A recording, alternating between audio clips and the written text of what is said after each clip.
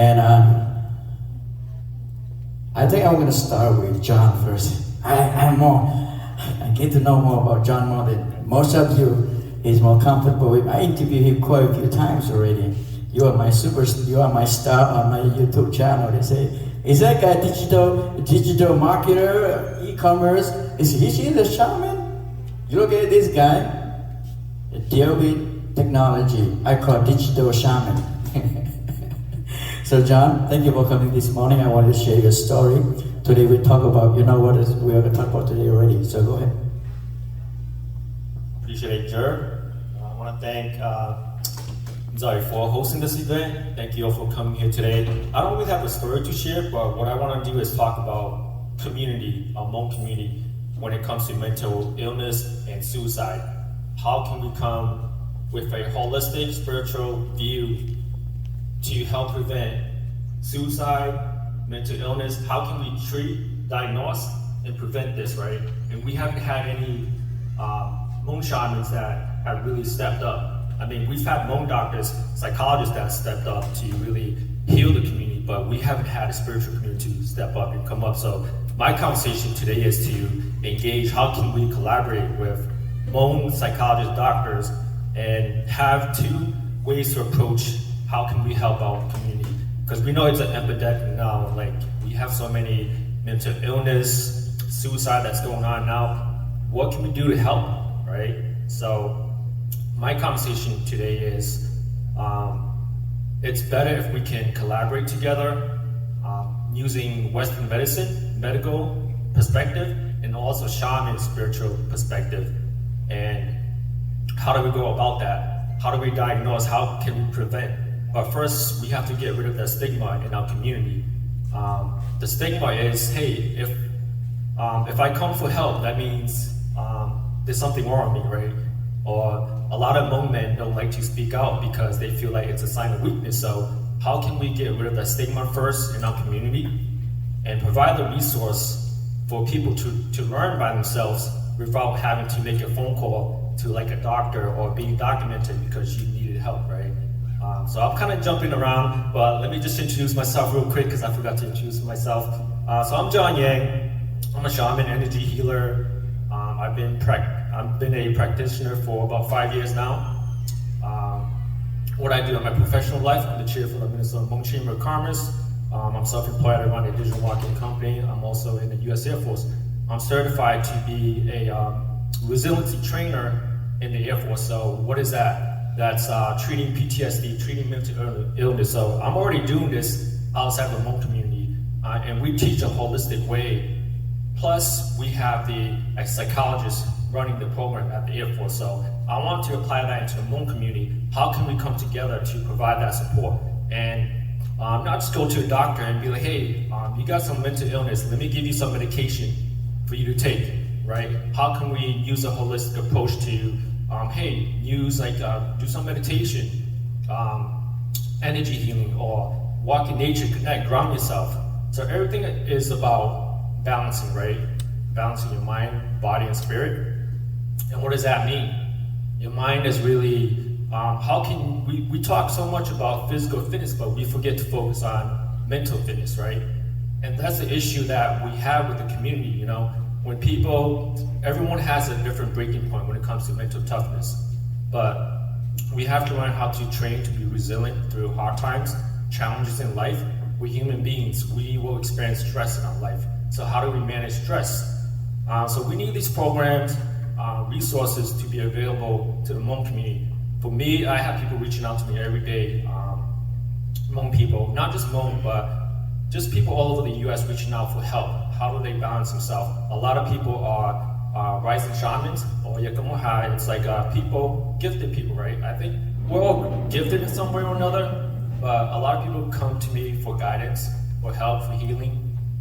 And I feel that this is a good starting conversation for our spiritual community to really step up and work with the Hmong psychologists to come together to provide a program that can work for our community. Because we can't just wait for someone to commit suicide or something to have a tragedy before we come together to try to help the community. So by that time, it's too late, right?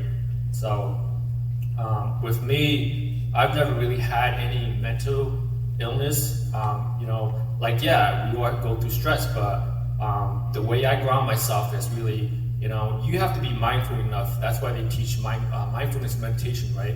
So being mindful is knowing that you're not yourself anymore, that something is bothering you, that, for example, if you know you're a good person and then all of a sudden you start to something triggers you and you start to get angry really quick, or you've been to like a funeral and you come home, you feel heavy, you feel sick.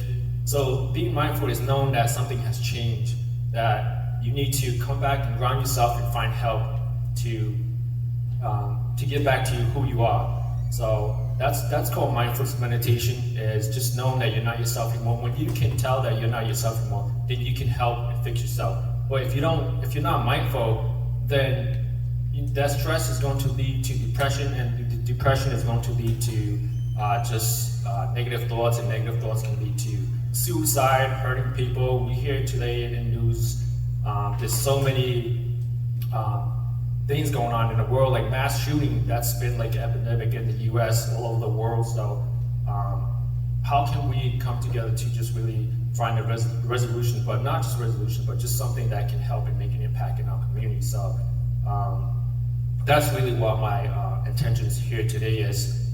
First, talk about diagnosis. As a healer, Hmong shaman, right? The way I diagnose is different from everyone else. I'm not a doctor, so a psychologist may diagnose different for me, but for me, I can't just go up to someone and be like, hey, you got problems, you need to go check with the doctor, right? That person has to come to me and ask me for help first so that I can look into that person. So for me, I do owning, but just for myself, but not outside. I guess you could say I heal more like to Shaosama. So through my energy, through Kagong, through blessing, you can heal people in many different ways. The key to Lola, like a string type blessing that can help that person. So when I diagnose, I can read people's energy, right? So if they ask me for help, I read their energy and I have to look in their eyes to really get the intuition. So it's like, using your gifts to read that person, and you get the intuition back to tell you, hey, what's wrong with this person? This is what's bothering them in life. This is, A, B, C. But then you also have to confirm that person that what's bothering them when it comes to mental illness, the mental state. Are they stable? So they have to confirm too. When I say confirm, they know that they're not themselves anymore. They know what they're going through, whether it's through financial hardships or relationship, anything in life. You're gonna go through that stress. So what we're seeing right now is people are not really coming forward or finding help for what they're going through, and by that time, it escalates too much, and they've already gone past the stage where they can help themselves. They've already lost themselves. So to diagnose really for me is to read that person, to see what's bothering them, and then to find solutions. How do I treat that person, right? And the holistic shaman approach is really energy healing. It could be acupuncture, it could be meditation, yoga. These are all forms of healing modalities that can help that person. But unless that person tries, then we can't help them, right? They have to be willing to try too. So, and with that being said, preventing mental illness and suicide in our community, we have to have that resource. We have to lift that stigma, like I was talking about earlier, so that people feel comfortable learning about the culture, to want to take care of themselves, to ground themselves, to balance themselves. And all that will come down to also just having, like I said, we have to come together to balance the community, the spiritual community and the Western medicine. And unless we do that, we're not going to really resolve anything in a community, So that's what I'm trying to say here, is really to just engage, to provide the resources.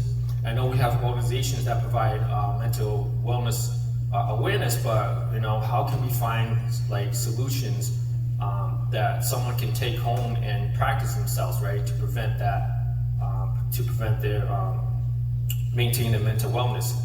So I'm kind of thinking around right now, and that's where I'm coming from, is to really just to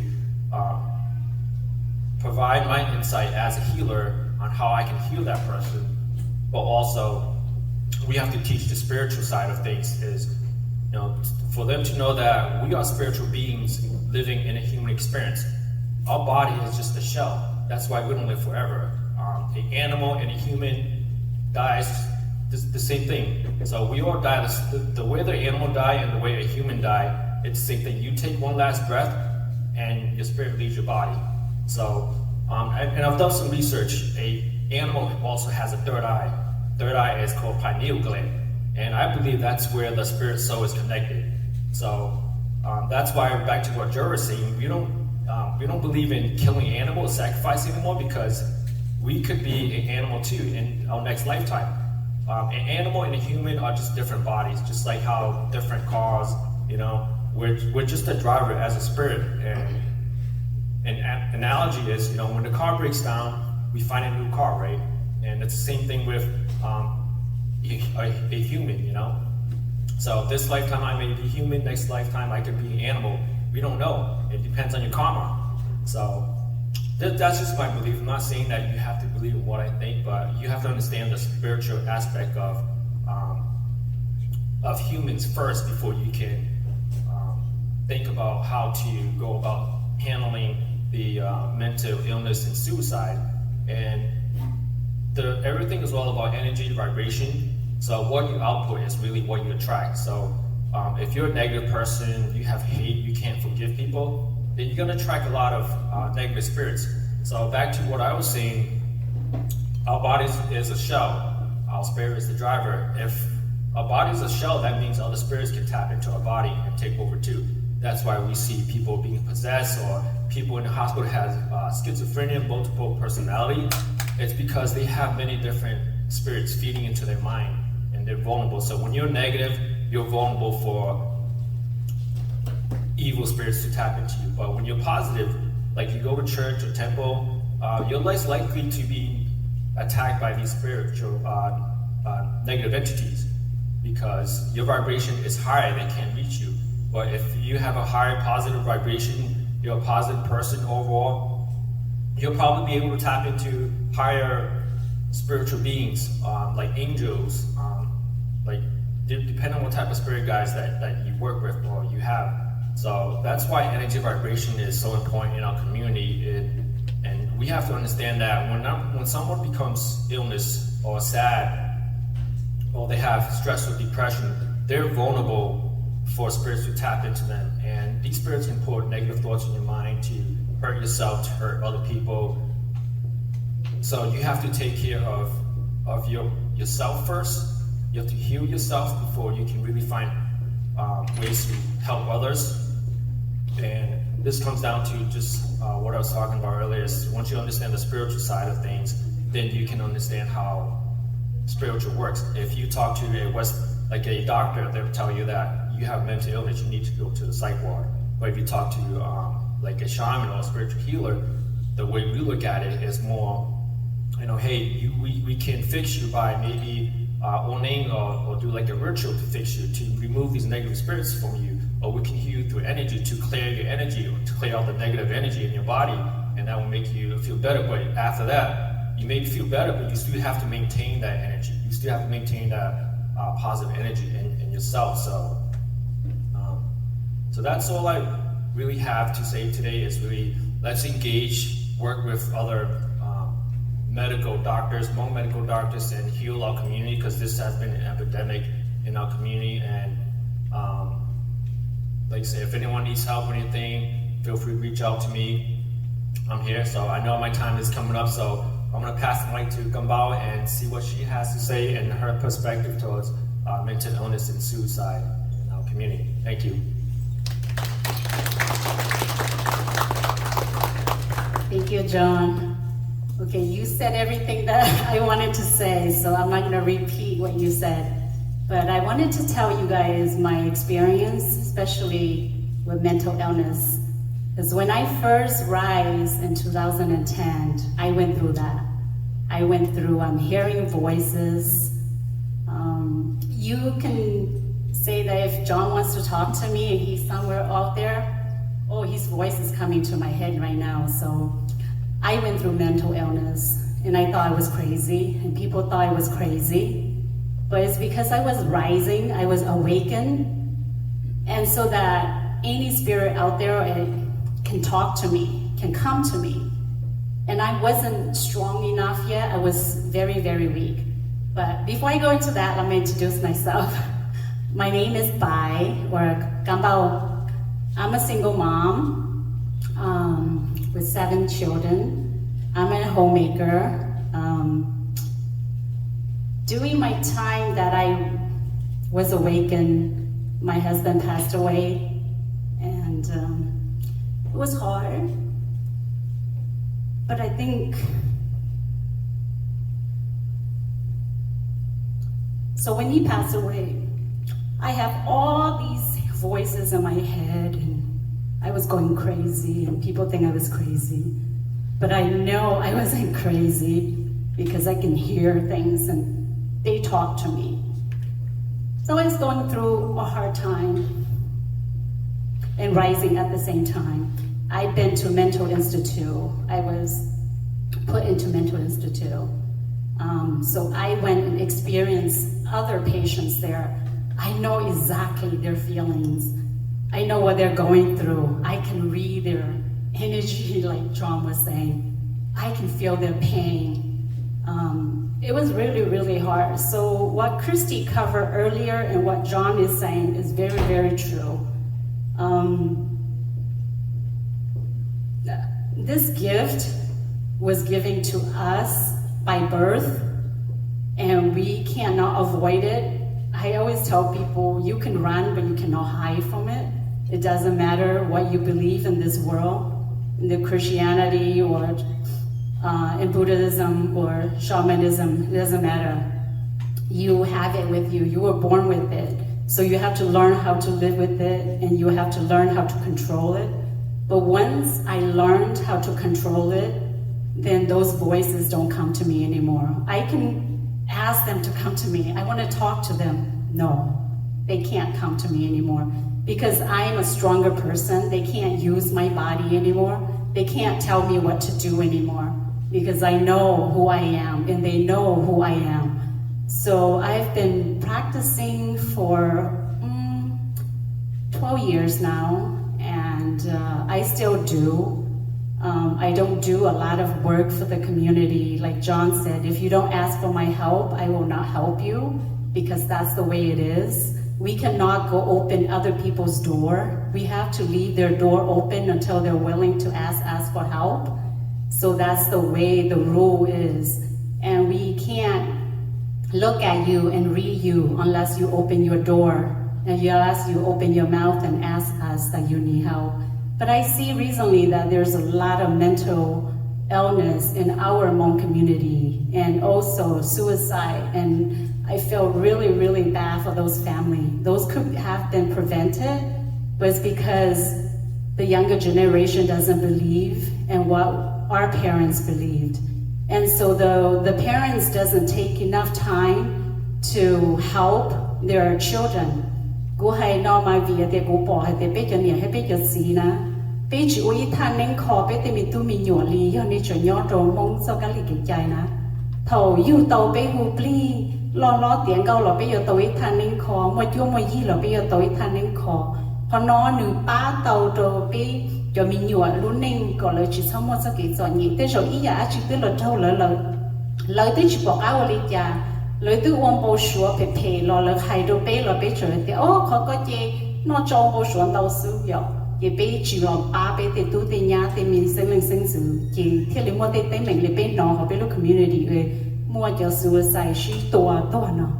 So as a parents, if you still believe in the old way, you have to wait to help your children, to help the family, especially like Christy covered earlier about your children not wanting to go to work, they're always home playing games, they don't have that motivation to get up and go, is because there is a cost to that. That's why they don't want to get up and go. And about the suicide of the families that we hear in our community, there is something that is wrong with it spiritually. So we have to kind of go through that spiritual process and help them out before something like this happened. So my mental illness is all because I was awakened. And I also experienced a death suddenly in my family, especially my husband. So I have to go through this all by myself, but because of the help of my friends, my other Hmong sister who are going through walking the same road as I did, they help me. I don't have a teacher. It's not that I don't believe, but I believe that my journey, I have to walk it by myself. And I have to walk a bunch of sisters who knows what I'm going through.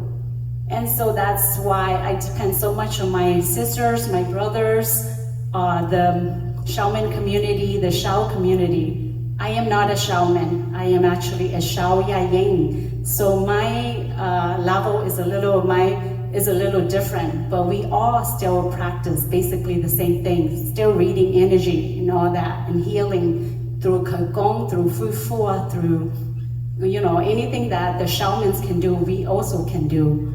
But I just want to let you guys know that mental illness is sometimes part that is caused by spiritual. And if you cannot, the Western medicine cannot help you, you need to seek a shaman, a Shao, or whatever that can read the spiritual side and help you with it. And so you have a lot of options with medical doctors and with spiritualists and with other things, and with just friends and family supporting you, that really helps. And I've gone through this all by myself, but because I do have some sister who knew I was going through this, helped me. I call them 2, 3 a.m. in the morning when those spirits are attacking me or coming to me and talking in my head. I can talk to birds, I can hear birds, I can read what they're saying, I can talk to human if they're far away. It's just all in my head. So I thought I was going crazy. Now I understand what other people are going through, especially the ones that they walk and they talk to themselves, or the ones that are sitting and talking to the wall. They're not talking to the wall, they're talking to somebody in their head. And those people are either talking good to you or bad to you. It all depends on your energy, like John was saying. If you have positive energy and you have positive thought, then there is a spirit that is talking to you in a spirit positive situation. So this is just my experience, and I'm here today just to share with you all that this is what I went through 12 years ago. And when I went through my journey, I had to stop eating. I'm a vegetarian. I have to stop that for 7, 8 years so that I can practice. My journey is different from my sister or my brother's journey. There are certain levels or certain things that I must do. I am not here just to heal human. I am here to cleanse this earth. That's my job. And I'm here to prepare for the next generations of children that might be coming up. And the rules has changed in the spiritual side also, as it is in this side of where we're living right now. So there are rules that we shamans or Shao has to follow. And for my journey, I have to become a vegetarian. For me to learn on the spiritual world, I must not eat animal, I must not kill, I must not touch, I must not do things I'm not supposed to do. So for me to learn, I have to go through that. And my practice is like going to school. I get up in the morning in front of my altar, I meditate. At night, before I go to bed, I meditate, and I do this for 7 and 8 years. And this is my journey, and I share this with you because I am concerned about the community, the Hmong community, especially with suicides and mental illness. And I know where they're coming from. I feel it, but there's not much that I can't do. So I'm encourage all parents here to maybe look into your children, talk to them, and make sure that they're feeling okay, because you know your children best. And if they're not feeling well, or if your son or daughter-in-law are fighting or stressing themselves out, do something about it.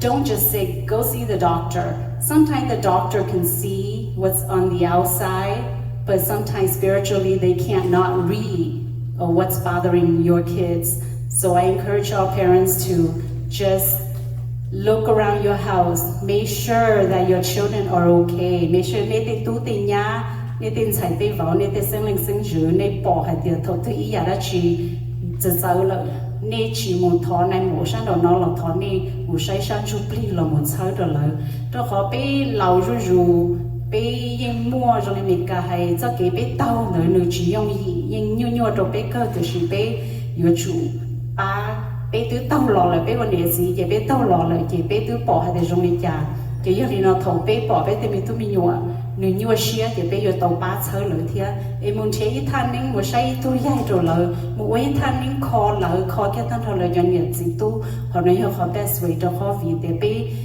chừng như mong bị chừng như li mong uốn này giờ chỉ nên nhớ trong phần đấy chị đi uốn lên đấy thì giờ nên một chơi được nó nên họ một thọ và chữ thọ sư phụ tổ chơi họ chơi này lúc đó lúc rót thì ấy có bé start đầu bé lọ ba tổ bé tên mình tu mình nhọ cái tên mình tu mình nhọ nó phải nhớ rong chị thọ này uốn này uốn gì chị này nhớ rong là nó của tôi ya vì của xã tôi kia thì của yên cho ít tu thì là của yên muốn giáo cha cho nó vì thế của yên trâu khó thì của yên ba thế vụ của yên tao mà nhớ thì trên ba thế trên vụ lời của thế một bỏ cho nên vụ lời trong này già nó dọ của mù lời yên qua thế già cho của bỏ của chỉ tao bỏ đùa lý thế của yên cỡ tao chẳng đâu già để của thế xã tôi share của họ experience nó đó này qua cho nó nè.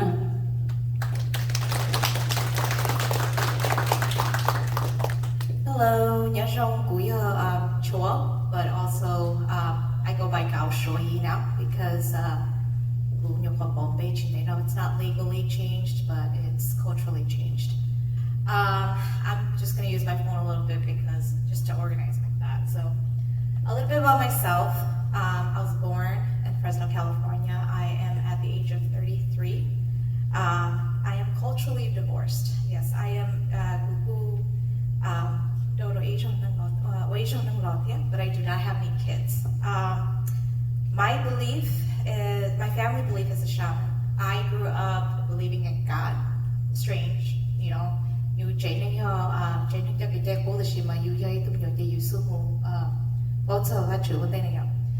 So I see God as a person that I reach out for when I pray, when I'm going through a hard time, or when I just need some questions answered. But that doesn't necessarily mean that I have no interest in shamanism. I actually have, I'm very big in shamanism. Because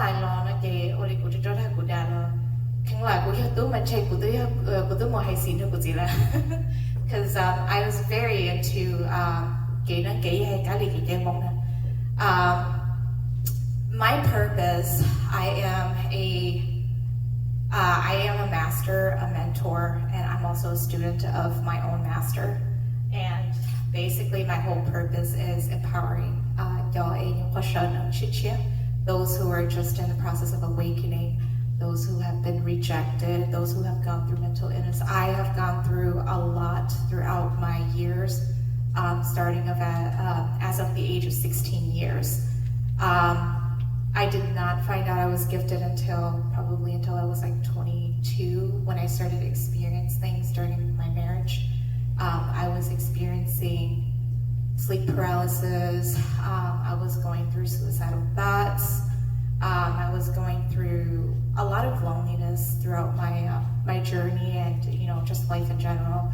I didn't have anybody to go to. I didn't know who to talk to, who to open up to. It was very hard for me, and it was hard for me to really try to explain what I'm really going through, because in my head I'm just like, oh yeah, I'm crazy, because I'm suddenly feeling this type of emotion where Cú nhỏ của chém một học kỳ tu share, cú nhỏ của chém là sao, or nhỏ em play của chém chỉ có tờ, or I'm sensing all these energy because I'm huge on energy, feelings and such. So anybody who were to feel any type of way, I can feel that instantly.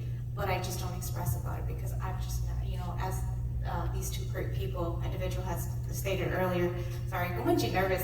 Okay, so as these two individually had stated earlier, it's not something that we can just go out there and just help them.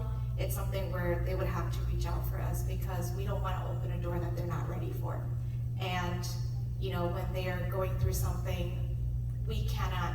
It's almost like saying invading privacy and such like that. So I'm personally here to lead the way for those who are in the process of awakening, those who are struggling, and those who have been rejected, not only by families, but by people outside, those who are going through mental illness of suicidal thoughts, those who are feeling lonely or feeling as if no one understands them. That's where I am here today. I am guiding people who are awakening for that. Not only just regular individuals, even. Also, just a little bit about myself, I'm a master quantum Reiki healer. I am also a certified acupressure Sadra, and I'm in the process of learning life coaching. So going back on my purpose here,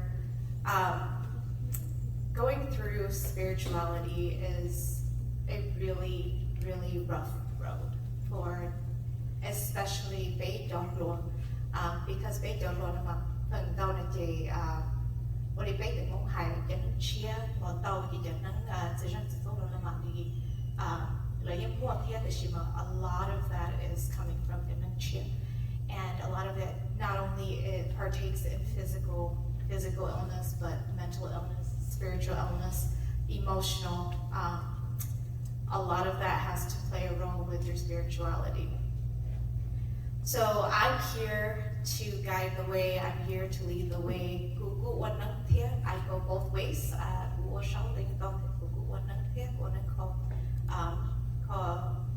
All the people that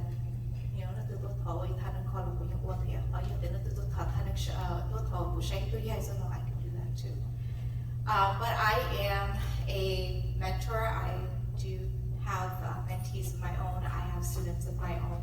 This series is very new for me because I had just rose my final altar this year, so I'm also still in the learning process. So, sorry, I'm not going to nervous thing. But yeah, so that's just a brief summary about myself and my purpose. So, thank you.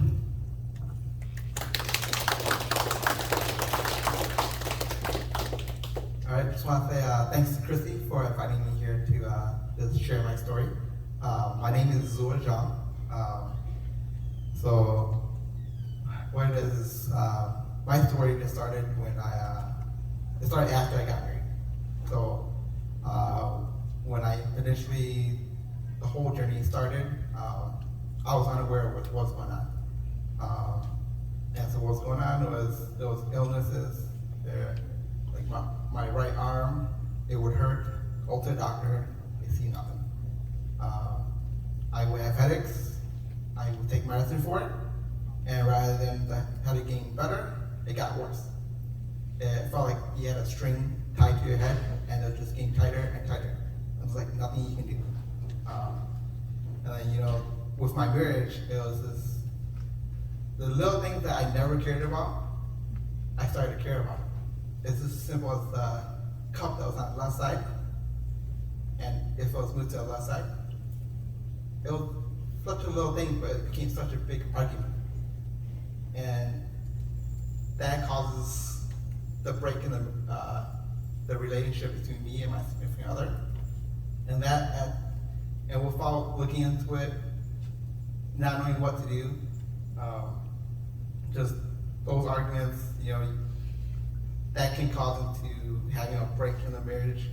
But then as we go through this journey, all these struggles. Part of this journey is also your struggle is so that way when you become a shaman, you can understand other people's struggles. And so what did I do? My father-in-law and my mother-in-law are both shamans. So the first thing we did was, there's so many marital issues going on, and we just wanted to have them look at it. And so we asked my father-in-law, let's take a look into it and see what was going on. And so he took the time to look into it. He said that after my first son was born, it opened up the door for the shamans to come through. And so this is where we started having a lot of our problems. Illnesses, there breaks in the relationships. And so my father-in-law looked into it, and usually for most individuals, you want to be able to confirm that you have the shaman spirits. At that time, I would go through, I asked 3 more other shamans, and they were friends and families that would look into it. And so 2 of them, because they only did the Ancestral ones, they were not able to see that I had it. And so the last person I went to was the 4th one, is my current seafood right now. And so what it is I had him look into it. He said, yes, I do have it. So I was able to find 2 shamans that were able to confirm it. Even though my father-in-law does a lot more ancestral, he is stronger in the ancestral side. He did have some like newer ones, shaman spirits with him, like the dragon and the Ningderninku one. So what it is same as my current seafood right now, he has those 2. And those were the 2 that were able to see that I have it. The 2 that did not see it was because they were mainly just ancestors, and so they couldn't see the other side of it. And so once they were able to see it, I was able to ask my seafood to get my journey started. So I've been doing it for 5 years now. And within these 5 years, like I was telling Christy, this journey is, and this gift is a blessing and a curse. It's a blessing that you're able to do, you have this gift and you can help others. But it is also a curse because there are things that you don't know that you are going to struggle to have. Things that you do not know that you've done wrong, it will cause you pain. And where a normal person would not know that they've done it wrong, they can get by with it. And so with this journey, it's a learning process. I've been doing it for 5 years now. I've not gone out to do any rituals, any events, just because I still have a lot of my kids are still younger, so I've always asked, I've communicated with my spirits. I tell them, my kids are still young. My family's not ready for this. And so I do negotiate with them and say, you know what, when my kids do get older and when I'm ready, we can go out and we can do this journey together. I still do have people call me and ask me to help them out. And I still do help them out, but it's not anything that would cause me to go out into the community. A lot of times they ask me to look into things, and when I do look into some of these things, they can do it by themselves. Like let's say there's one of the kids that they asked me, and I'll look into it and say, your kids so this spirit has so at that point I just just do a spirit call and it'll get better. And how I do it is once I've looked into it for 7 days, if your kid has gotten better better, and then that's when you do it. That's when you know that what I told you is correct. If it is not, then don't do it, because it'll be a waste of your time. So that is my journey. It's not as eventful, but everybody has their own journey, their own path, and eventually you'll come to peace with it, and we'll be a lot better for it. Thank you.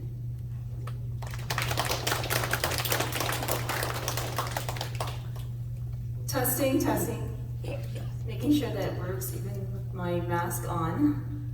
My name is Holly or Crystal Ying. Hmong Txuj.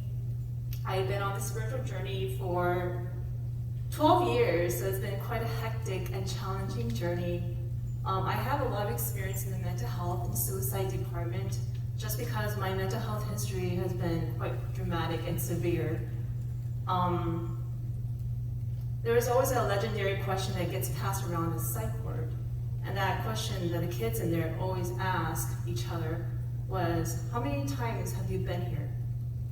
And I knew from my experience that when a person answered 1 or 2 times that they've been in the psych ward, that meant that their case was more on the mild side.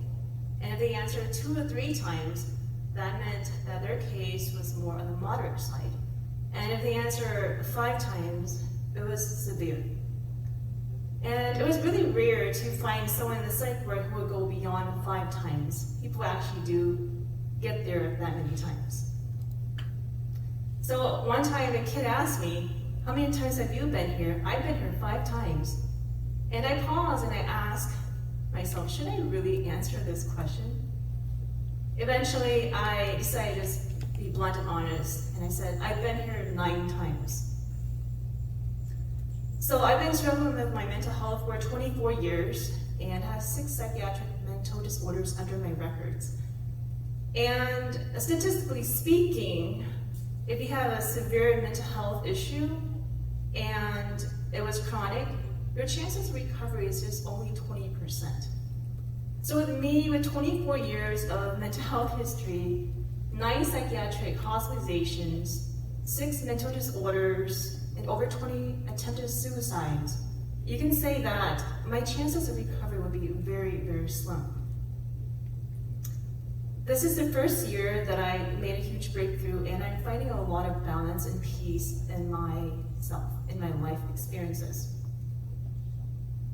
And I can tell the whole story today, and it would be like the whole day. So I'm just gonna short it out with just 2 events that I feel were interesting enough to share with you guys. The first event was when I was a teenager, and I was going through a really rough time in my life, and I had the blessed experience of experiencing myself, watching myself. So I was on the brink of between sanity and insanity, and what that felt like was I completely looked like a rag doll. My hair was frazzled, my eyes was bulging red, and my outfit looked completely messed up like a zombie.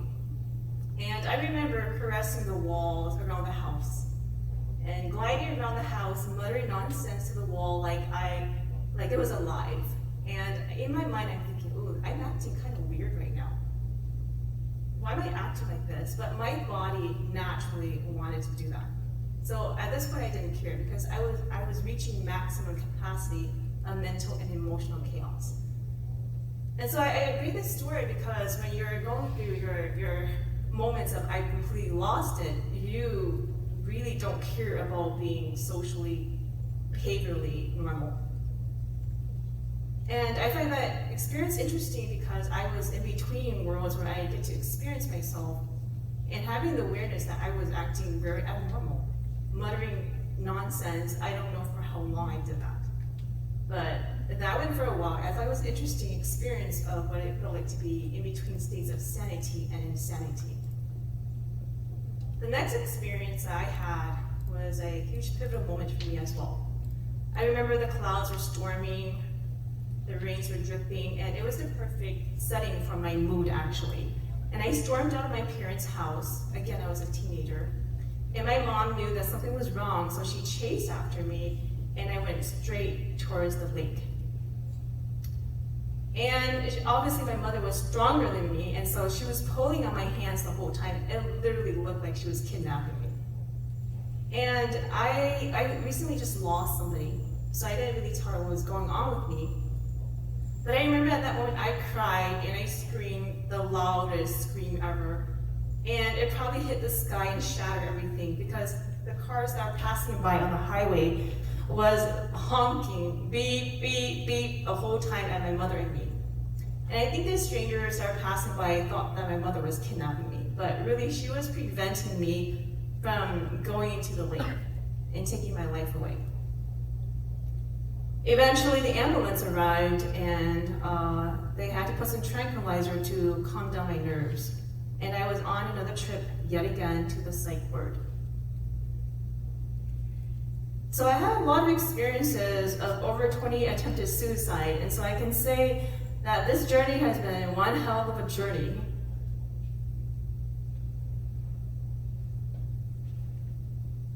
I believe I was healing on not just an individual level, I was healing family karma, healing generational karma through the Hmong lineage. I was healing on a planetary level as well, and I was healing galactically.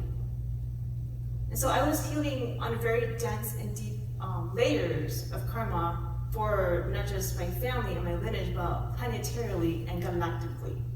And so that meant that I was going through the hell of a hell shit of a storm. But this journey taught me a lot about compassion.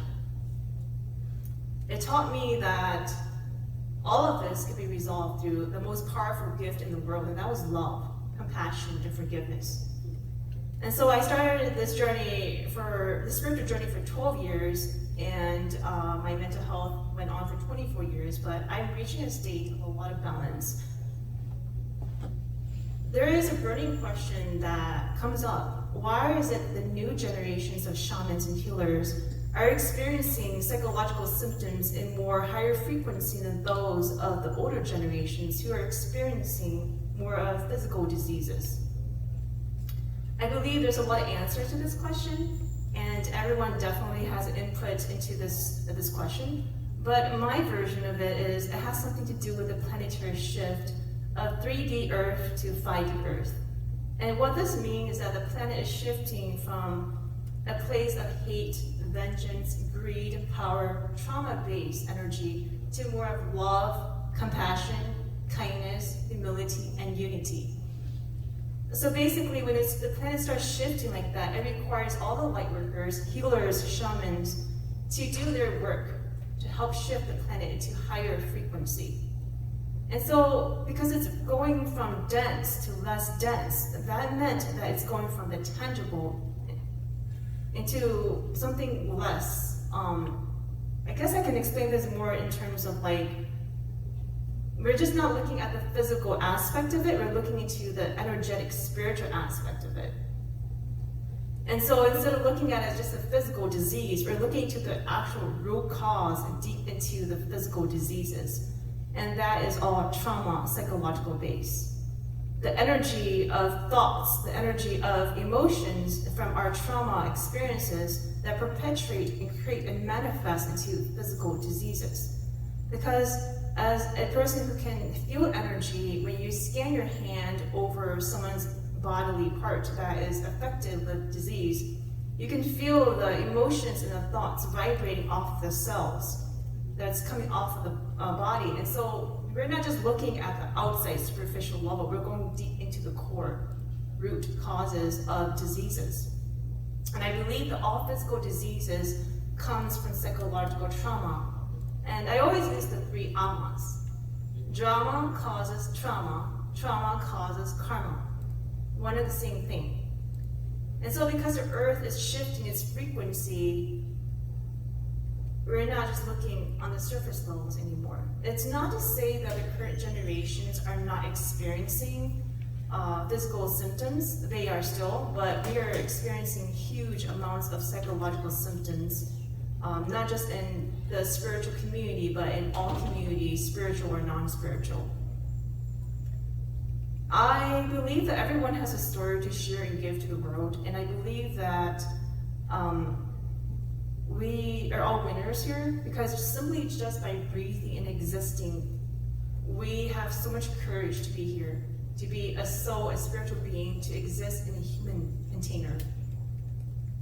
And I hope that my story can inspire the rest of you to also own your story and to give depth and meaning and purpose to your lives as well. The push of the Hmong people towards the future requires us to own our story and to look at our traumas individually, family, generationally, collectively, on a planetary level, and galactically. Thank you.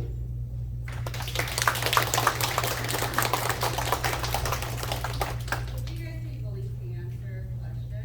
Or are we running out of time? Well, thank you everyone for sharing your stories. I know you have questions, but we reserve questions for you. Ask them individually, personally, while we're at lunch, okay? So you can get your answer correctly for you. So we do not have to delay the presentation or the speaking.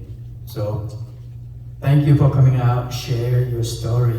I'm sure we have thousands, countless people out there have similar stories just like you. And your story certainly will give hope to others. Because healing is not just go heal people at their house. Your speaking also heals others as you speak. So let's give our hand for our guest this morning. Thank you. You may be seated. And feel free to ask them during lunch, okay? So you can get your specific questions answered. Okay, can somebody help me with the chairs here? This one I volunteer. This guy was chairperson. Now they call it chairs person now. Before I invite our next speaker, I would like to share a quick 2-minute story. One day, tôi có tôi qua chia sẻ lại là lúc đó nó là thì cô bị con cho nên 2 years ago, Hmong New Year, okay, we do our New Year at home, and we some of us was sika, some of us still don't do sika anymore. Some of us still lie down. Some of us don't lie down anymore. I do not lie down because I don't. The word just chill me. Okay, but that doesn't mean I do not honor my ancestors. So we were who played with the miota, who played the kutotoje, peta no more than pena more. I call my mom, my dad, and my uncle. Who would near good see here good. Chỉ tôi cứ tôi xin rời thế, nó là bé chồng cha là bé giờ đi là bé nó mò bé nó sợ ra nên nó trôi nhẫn. So here's a story. My granddaughter, cô tuần trẻ sinh thì sometimes she can see the spirit. Okay, so this is where she came to me because she can't speak Hmong correctly, so she said, yeah, they are here. I said, who? Who are here? Because I can't see. She saw. You mean I saw Papa? And yeah, because she remembered my mom before my mom passed away. Okay, because she's old enough to remember. I see your mom, your dad, and your uncle here. I said, really? Where are they? I asked. She said, they're right there. I said, why, what do they want? And of course, I invite them for the New Year celebration, okay? So, and this is what my granddaughter said to me. Cô tuần sai sớm rồi cô chàng. Yeah, có thể chỉ cần lớn nó mò nè. Cái chàng lớn lọ xin nè. Có thể chỉ cần lớn nó mò nè. My granddaughter said, you invite your mom, your dad here, and your uncle here, but you did not invite them to eat. You only invite them to the house. Makes sense. I forgot to tell them to eat. So spiritual side, they are very. Let it cho trái na, có chỉ hay là chỉ nó, có chắc thì nó chế là nó không nó, có chỉ là bên nó thì nên nó thế này là nó chế bây giờ nó bảo là they're gonna be there, just standing there. So I had my granddaughter confirm that she actually saw my uncle and my parents coming to celebrate the New Year with us. So my message for you is the future generation, our children, our great-grandchildren will be more spiritually gifted than many of us. It doesn't have to be Hmong shaman. Across the board, people, the third eye will see, they see things that you and nobody don't see. So yet that if you have children who see things around, do not scare them. Do not tell them, say, it's ghost, okay? My granddaughter saw a old lady in white, all gray, watching over her. I said, no, that's angel, just watch over you. She's not gonna do anything to you. So she learned how to communicate a little bit the white lady who dressed in white and all silver hair. So my granddaughter is not afraid of seeing things or hearing things. So my message for you is that if your children or grandchildren come to you, just tell them that it's okay.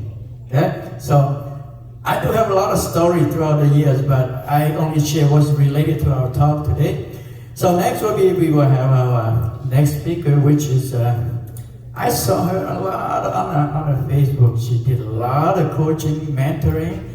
First time I saw her today, we didn't even have a chance to shake hands yet, but she did a lot of things, which is in the business community. Okay, I'm glad you come here to talk about leadership. Leadership is something that everybody want to look into. What's the future? Who will be next mover, shaker? Are we going to readjust our society, our organization? How are we going to move to the next 50 years? And somebody who do mentoring, coaching, and training is perfectly to give this talk. If I do the talk, I can talk like you, but they won't listen to me. Okay? So let's give it up for Elizabeth Yang.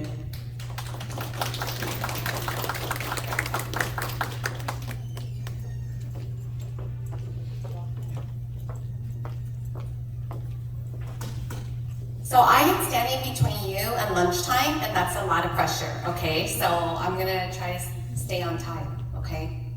So I was invited to come and speak about re-examining Hmong organizations and community leadership. And as I was thinking about how does that tie to Bay Hmong community, especially in today's conference talking about spirituality, Bikyo culture, Bikyo tradition. I put a lot of thought into it, and I said, what this is really about is a journey back home. What does that really mean for us? As Hmong Txuj, right? I remember, my parents divorced when I was 3 years old, right? Were the ones to pay the price. And in 2015, my father passed away. When they got divorced, they were in the 1980s, probably one of the first waves of Genyetsi Shindao, right? So as the daughter, I went with my mom. And in 2015, Gutsi Isya, and I was at his funeral. And I remember, he said to me,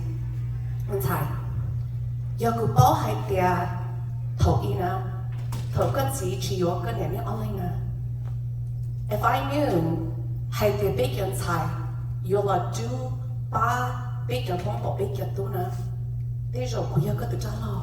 I would have made a different decision. Even though I could see,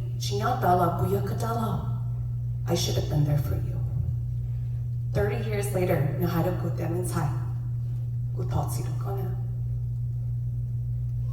I cried. And so, why am I sharing that story? It's because the Shamanic generation, we're all in leadership roles, right? Big Hmong have evolved. I have a 14-year-old and a 12-year-old. And I often say to myself,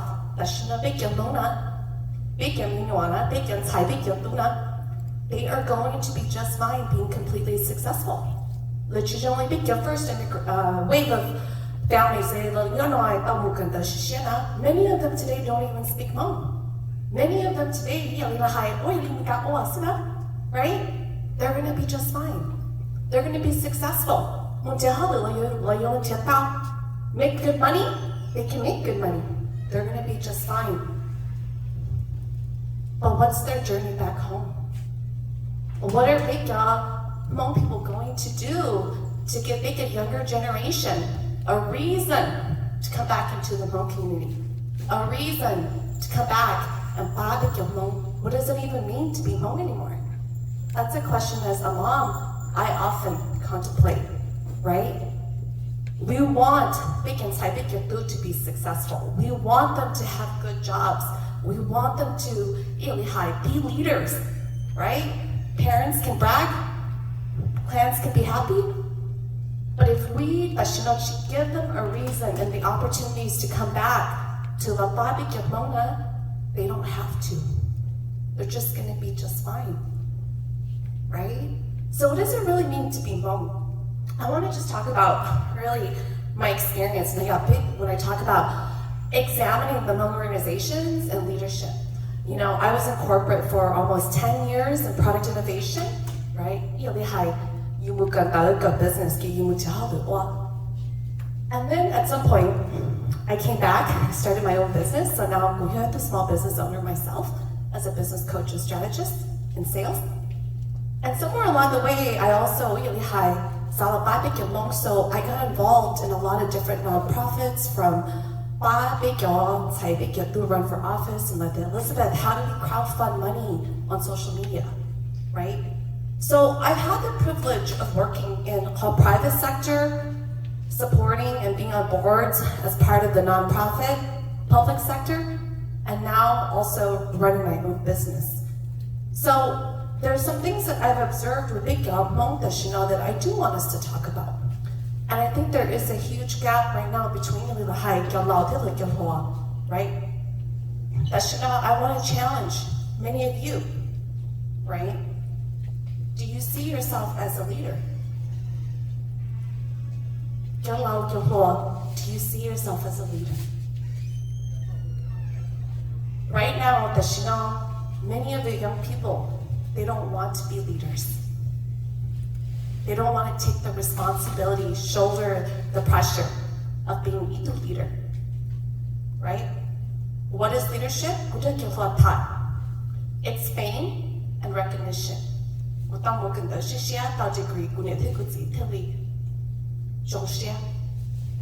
don't want the leadership role. So what does that mean to our next generation? What if we redefine leadership differently? I'm just gonna give you guys some quotes, okay? Just in the state of Minnesota alone.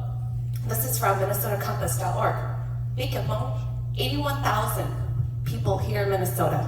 We have an earning power of $2 billion.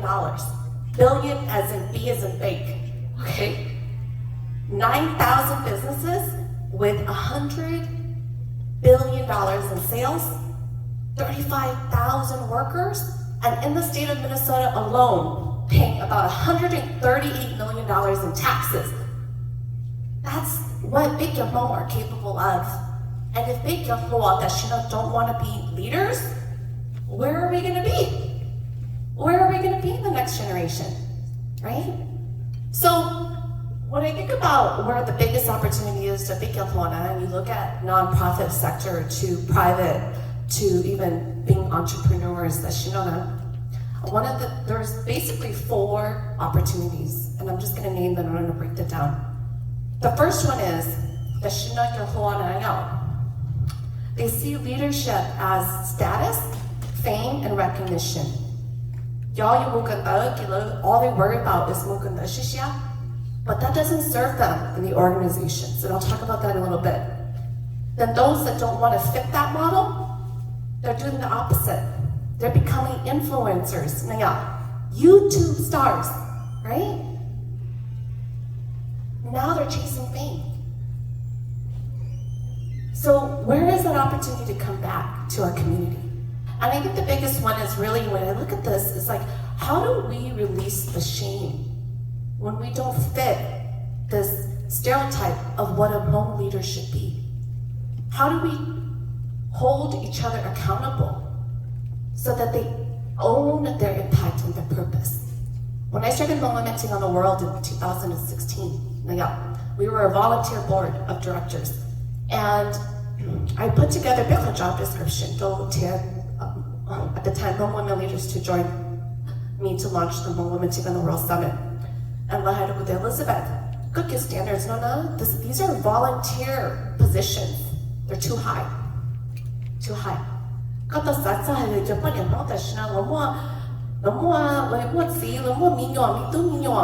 They can't do this all on a volunteer. You have to lower your standards. And I said, you're right. You know what I have? My experience managing teams. I'm going to raise the standard because I need them to learn what it means to be a leader. Because when I was working in corporate, as a leader, we shouldered a lot of responsibility. We had to learn how to build teams. And I want to raise the standard for so that we start to learn and say that when you put in that work to make an impact, you can. But one of the things I've learned over the years in nonprofit and small businesses, entrepreneurship, to even working in private, is that when things got really hard, instead of owning the fact, I signed up to join this board because I really wanted to make an impact, but it's really hard right now. They quit. They quit. They joined the board because it looks great on their resume. They joined the board because it feels good to be part of something bigger than themselves, but they don't deliver the results. They don't deliver the impact. They talk the talk, but they don't walk the walk. They quit. And instead of owning their responsibility and accountability and saying, Elizabeth, when I first signed up for this board, I had the best of intentions. But these are the challenges that I'm facing right now. What are people going to judge me? I don't know the skills. Instead of owning those conversations and having those conversations with me and other people, they quit because the shame was too unbearable for them. And that's a huge growing opportunity for us as big Hmong leaders to say, how can we empower to really take ownership, transparency, they're willing to ask for help. This is really, really, really big. The second opportunity that comes with that is the opportunity to master how to have difficult conversations. I'll give you an example. A Hmong brother just recently reached out to me. He said, Elizabeth, having a baby in corporation, but I have this scenario right now that how do I have these conversations? The senior director at a new company, he said, this is what's happening in the office politics.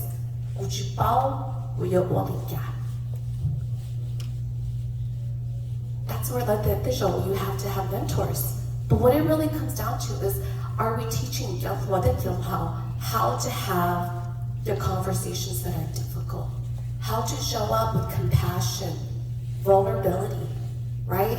We talk a lot about the panel, shared a lot about owning our stories, owning the shame, owning the guilt, owning the fact that we can have these conversations in a safe space that is very difficult. But we can't have it with each other. Who are we going to have with? And when I think about the younger generation, these are the conversations that are very difficult for them to have because they can't even have it with their parents. How do they have it with other people in the community? This is a huge opportunity for us when it comes to leadership. Not only do they not want the responsibility, but when it comes to facing a difficult conversation, they want to be passive aggressive and avoid it, right? And if you have had a boss, or you are the boss, right? Firing and hiring people is an example of a difficult conversation. And that is a skill that we all have to master and learn. The third opportunity, I wish big Hmong leaders would talk a lot more about this, is how to build a winning team.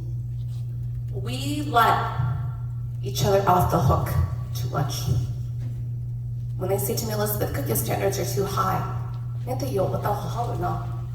was like, your standards are too low for big component.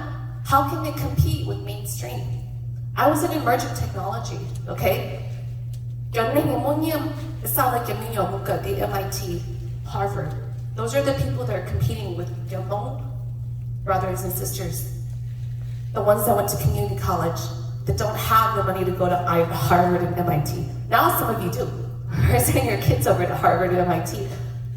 But if big leaders now were in a position of influence, they lower big standards to buy because they have Mona. How do you help them to compete with mainstream? And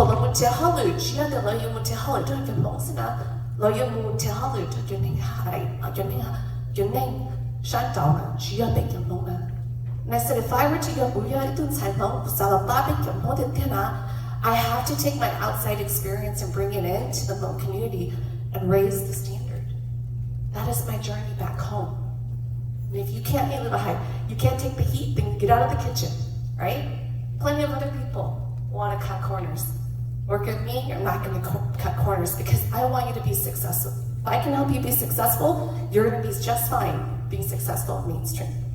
So how can big Hmong leaders as Shinona, the ones in politics, the ones in the public sector, the ones in education, the ones that are business leaders, we have more people in the Hmong community that are earning 6 figures or more in their jobs, business owners earning 7 figures, millions of dollars in their businesses, more than we ever have throughout Hmong history. These are experienced Hmong community people, right? They have tons of experience. There's a huge opportunity for these individuals to come back and say, how can I teach Big Hmong how to build a team? You want anything done, you cannot go at it alone, right? You want to make a change in something that you're very passionate about, you cannot go at it alone. You need a team. You need to know how to build a team. Every single successful Hmong person, Hmong leader that I've met, but they're always recruiting. They're always spotting talent, right? Those are the conversations that I wish more Hmong leaders would have. Is how can we raise the bar so that we can learn how to build the winning teams? They're building teams all the time. Heck, they even recruit big Hmong people to go build teams for them, right? But where is that leadership within our community? Why are those conversations that are conversations we're not having? We talk about mentorship, but we're not talking about how to build teams, how to have those difficult conversations, how to have raise the standard and hold each other accountable. Lastly, funding models. Leadership is about finding money. Nonprofit, you gotta find money, right? Business, gotta find money. Working for large corporations as a leader, gotta find money. Why do you need money? It's what keeps your cause, your purpose, your impact sustainable, okay? I get the opportunity to talk to a lot of big y'all who are in the Hmong community about starting a business or starting a nonprofit or crowdfunding for a fundraiser. And it seems really hard to get started, but getting started is actually the easy part. Okay, that's actually the easy part. What's hard is sustainability. What's hard when I look at big Hmong professionals after graduation is how they're moving up to middle management, or not even middle management, but upper management. Or when I look at big Hmong business owners who many of them can start, but many of them can't even get to $100,000 in sales, or even beyond $500,000 to $1 million in sales, right? Getting started is the easy part. Keeping it going, sustainable, that's the hard part. That's the funding model. And here's the thing that I think is a really, really huge opportunity for each of us, right? When I think about big evolution with Hmong leadership, we have to shift from the charity mindset to prosperity mindset. When we think about It's not just about want something for free for them. Okay? Big the younger generation right now, they are lacking accountability because many times they have done a lot of things for them. We have to have the younger generation have skin in the game, so that there's commitment, right? And if we are funding and we're doing things for free all the time, how are those people showing up committed? I'll give you an example. You know, I did a lot of mentoring throughout my whole career, okay? A lot of mentoring, mentor, right? And you spend a lot of time. The organizers, like Christy, or if you've ever organized other events, you spend a lot of time of your hour helping them, right? But they don't have skin in the game because do they actually take your advice? Do they actually implement what you have taught them? Many of them don't. They don't. And that's why I actually got into coaching, because I realized until you start coaching and you they actually show up and they're like, what? Your advice? I have to either put in my time or pay you? What does that even mean? Are you really here for the people? And the truth is that when they show up and they have to put in the time or commitment financially, they raise the standard for themselves. They show up and they perform, they take your advice, they execute, they come back and say, Elizabeth, I did what you did here, this didn't work. Why? They just don't show up to listen. They study, they go and practice, and they bring it back, right? And that's really the difference between charity and prosperity, is that you're not looking to make because big amount that still need help in the charity wave, this first wave of generation. We have come so far now where we have the opportunity and the financial means to be able to buy big amount in a way that we haven't been able to do before. But the question is, what is your journey back home? What does that look like for you? Are you holding yourself accountable to the impact that you want to make in the Hmong community? Or till you face shame or judgment, you quit before you even start? Or do you feel like you're so alone in your journey, right? That you're not willing to step up and ask for people to join your team because you're afraid to lead, that you're going to fail?